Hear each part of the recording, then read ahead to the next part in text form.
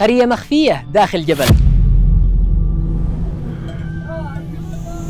الحوت.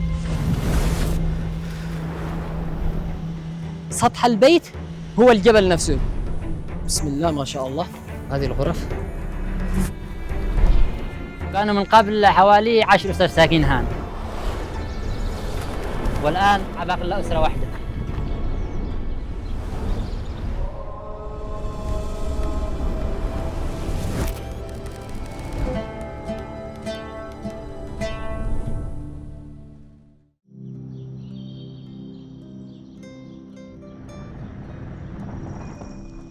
السلام عليكم ورحمة الله وبركاته. بسم الله توكلنا على الله. رحلة جديدة ومكان جديد، خليكم معنا. حاليا وصلنا إلى قرية القدمة، وهذه أحوال الكرف اللي أمامكم. بننزل إن شاء الله للأسفل إلى هذا المكان. طبعا ما شاء الله تبارك الله، أي قرية أو أي مكان نروح لازم يعزمونا على الملوح أو القبض. هذه أهم وجبة عندنا، وجبة لذيذة جدا ورائعة وصحية. وبالنسبة للعسل ما شاء الله المزرعة موجودة على طول. هذا بيت نوب العسل، وإحنا بناكل عسل طبيعي من القرية نفسه، من هنا من القدمة. ما شاء الله تبارك الله. يلا تعالوا صبوح.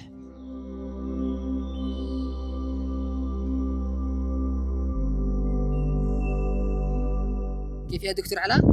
شوف الشاهي من نقاوة الماء، يعني يصبح شفاف ونقي جدا مثل شراب الورد. نعم. ليش الماء هنا نقي جدا؟ ايوه الماء هنا نقي، يعني كله من العيون، والعيون مرتفعة مش آبار. حلو. فلو تشوف انه مثلا المياه حق المدينة تكون الماء الشاهي كذا مغبر قليل. صحيح. طبعا هنا في القدمة المنطقة هذه شوفوا إلى جبل المنار. هذا الظاهر أمامكم جبل المنار، وإحنا سوينا حلقة على هذا الجبل، بحط لكم الرابط في الأسفل. ومن الجهة الأخرى تشوفوا السحول، الدليل، وإب أيضا. ومن الجهة الثالثة هذه تشوفوا الشرف اللي هو اسمه شرف البخاري. يعني المكان هذا مطل على كل مكان. والمكان الرابع هذا ريمان، شوفوا. وهذا المكان ريمان، صلبة الريمان ومدينة إب. جميع المناطق هذه صورناها في حلقات سابقة، من ضمنها ريمان، وتحت السحول والدليل، وعلى اليمين جبل المنار، وعلى الشمال شرف البخاري. ما شاء الله المكان هذا مطل على 4 مناطق جميلة جدا.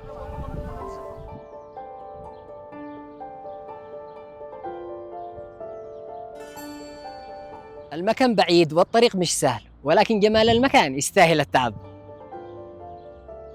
وأنا متحمس أشارككم التفاصيل. ويلا نبدأ الرحلة ونشوف الناس كيف عايشين هنا في هذا المكان.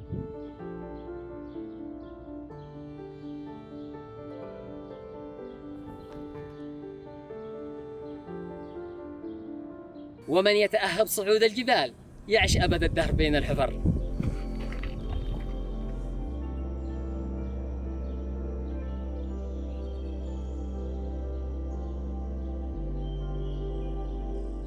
طيب المكان هذا وين يا دكتور علاء؟ هذه شرف البخاري اللي في الأعلى هذا شرف. أيوه. البخاري تمام. والقرية هنا في الأسفل هذه الملحمة.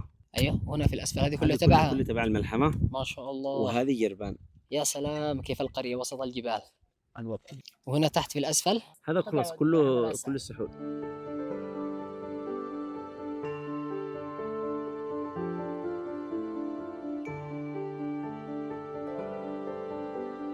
طبعا يا جماعة أنا مستغرب في المناطق الصعبة الوصول إليها مثل هذا المكان. شوفوا هذا الجوس الصعب، كيف قدروا يكتبوا ذكرياتهم وأسمائهم بظهر الجبل؟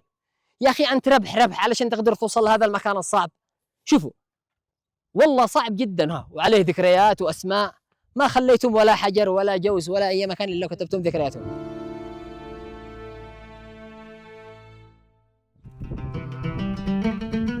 طبعا شوفوا احنا ماشيين الآن بحرف الجبل. هنا في الأسفل وادي الجنات، هذا اللي تحت بالأسفل كله وادي الجنات.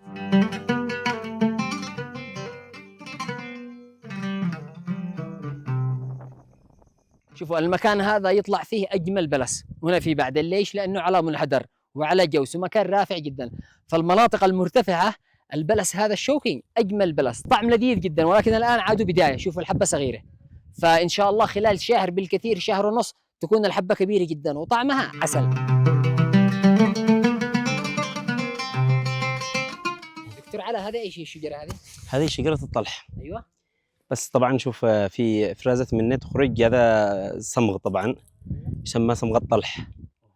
ايوه موجود الا في الاناث، الطلحه الذكور ما تفرز هذه يا الماده. سلام، هذه معلومة جديدة. يقول لكم إن الطلحة هذه إذا هي أنثى تخرج مادة الصمغ هذه، إذا هي ذكر تكون جافة زي ما هي. شوفوا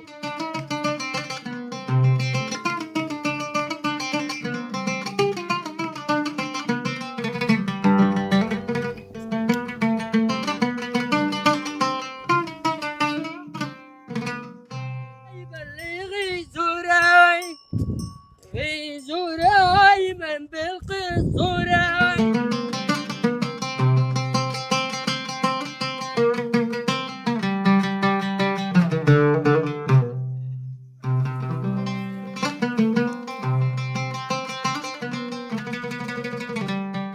المكان هذا جميل جدا. شوفوا حتى في حيد بظهر الجبل، شوفوا مكان للماء. هذه الصخور انشقت من الضاحة. شوفوا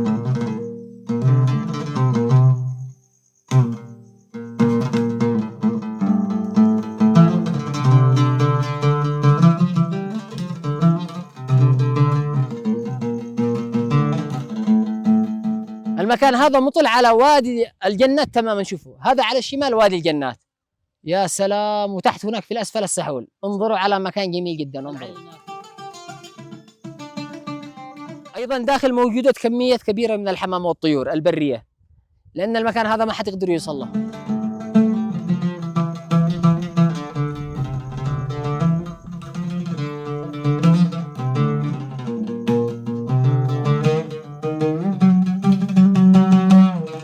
اليوم رايحين إلى قرية معزولة تماما. هذه القرية مدفونة وسط الجبال داخل جرف صخري عميق. من زمان وأنا أسمع عنها، ولكن اليوم قررت أن أنا أروحها بنفسي وأشارككم التجربة. الطريق مش سهل، وسمعت أن الوصول إلى هذه القرية تحدي بحد ذاته. طبعا حاليا بعد أكثر من ساعة مشي على الأقدام، ونحن في منتصف الطريق علشان نوريكم صعوبة الطريق وصعوبة الحلقة اللي تشوفوها الآن. فلا تنسى الاشتراك والدعم والتعليق الحلو علشان نواصل هذه السلسلة الجميلة. شوفوا فريق العمل كيف يتعبوا بالتصوير، ونحن الآن ما زلنا في المنتصف. شوفوا التجويف الصخري لهذا الجبل. شوفوا الآن احنا أسفل الجبل، والآن نحاول نلف حول الجبل هذا كامل.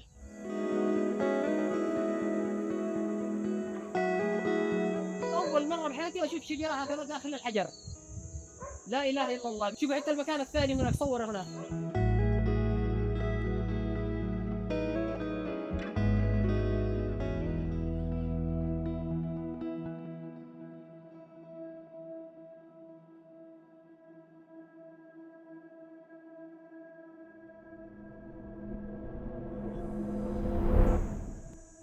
بسم الله ما شاء الله. والله ما كنت متوقع ان المنظر هكذا، فعلا تحس انك داخل الجبل. اخيرا وصلنا الى القرية هذه المعلقة.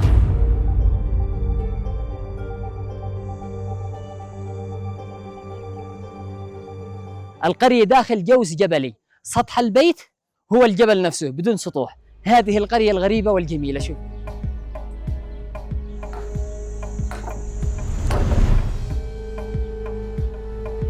تخيلوا الجمال والذكاء، كيف الناس هنا استغلوا الطبيعة بدل ما يقاوموها. ما في سقف اسمنت ولا جدران حديثة، كل شيء طبيعي بس متقن. شوفوا بسم الله ما شاء الله. شوفوا صعوبة الطريق، يا سلام.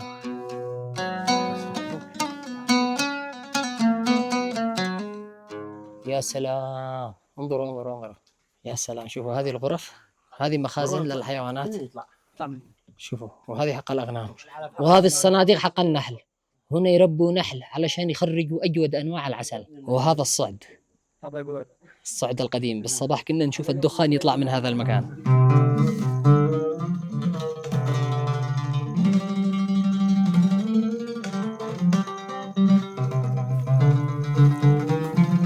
الآن أكتب اسمي هنا ذكريات مروان. يا سلام، كيف يكتب اسمك؟ وهذا اسمي ذكريات في هذا المكان. هيثم. هذه واحدة من أصعب القرى اللي زرتها، قرية تحت جرف. تخيلوا أن هذه كانت غرف، ومن ثم تحول إلى أماكن للحيوانات. وطالع بالدور الآخر مخزن للحشيش للذرة لكل شيء. صراحة واحدة من أصعب القرى. ولو تلاحظوا بهذا الجدار عليه ذكريات الناس اللي سكنوا في هذا المكان. والله قرية صعبة جدا جدا.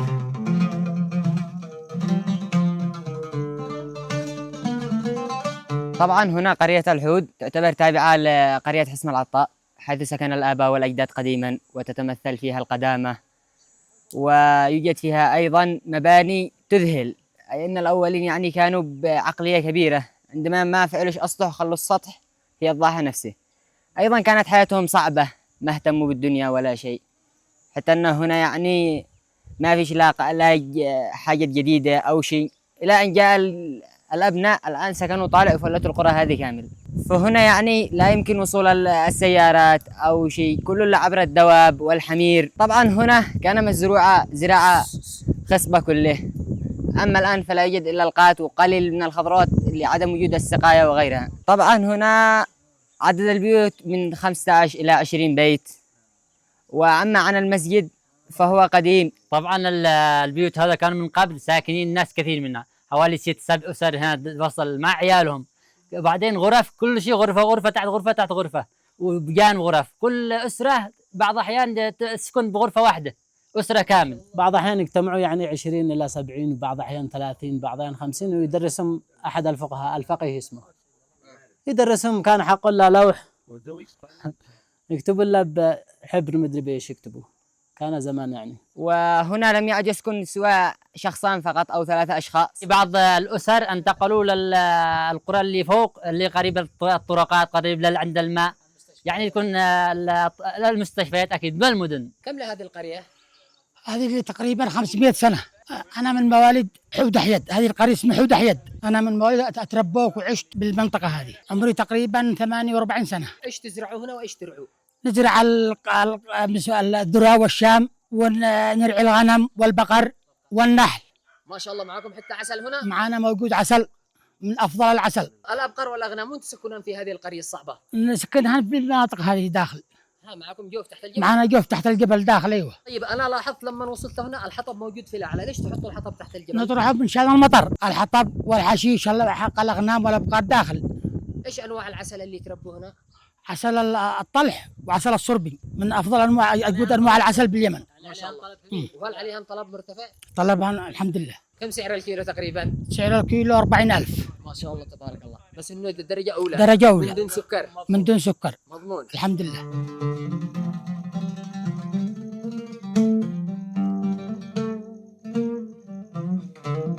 القرية هذه تتبع عزة الحرث، مديرية بعدم، محافظة إب. تبعد عن محافظة إب ساعة إلى ساعة وربع هكذا يعني. وهناك طريق لكن لا يمكن المشي السيارة فيها، ولا يوجد طريق لا تستغرق إلا 40 دقيقة، لكن حمير وجمال وغيرها، أما أنك بسيارة أو شيء ما تقدر. وهنا أيضا مطل على وادي الجنات، ومطل على منطقة السحول وشعابة والقرى السفلية، كما هي مطلة على ريمان ودار الشرف وغيرها.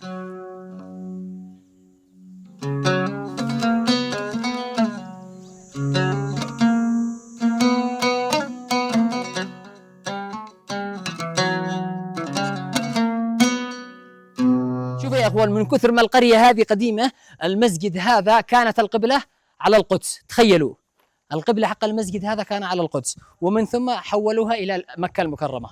المسجد هذا قديم جدا، والقريه هذه اقدم ايضا.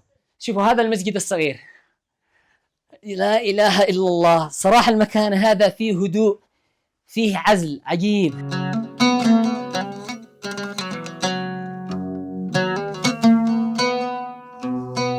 المكان هذا ما فيه تلوث، ما فيه ازعاج، هذا المكان كله هدوء، جو نقي، تسمع زغرطة العصافير، مكان فيه كمية راحة كبيرة جدا.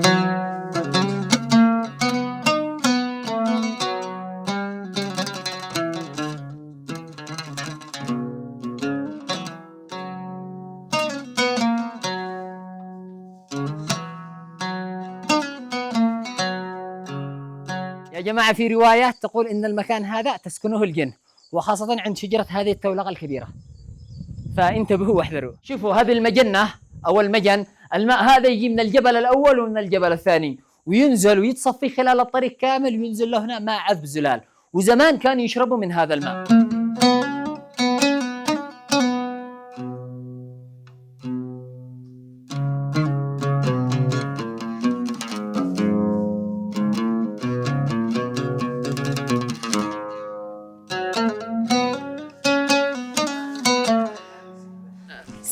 الناس لما يشوف الفيديوهات تتوقع ان احنا جالسين نتمشي وان احنا مالين تعب. شوفوا الكاميرات، هذه كاميرا وهذه كاميرا وهذه كاميرا، وجالسين نحمل اوزان ثقيله علشان وناخذ كاميرات احترافيه علشان نخرج لكم بلقطه جميله جدا تشوفوا فيديوهات تقولوا ايش التصوير هذا، وهذا كله وراءه تعب كبير.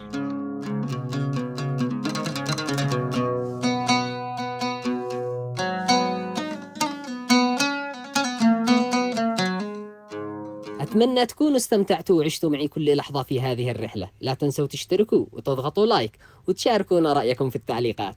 وأنا مروان وأشوفكم على خير.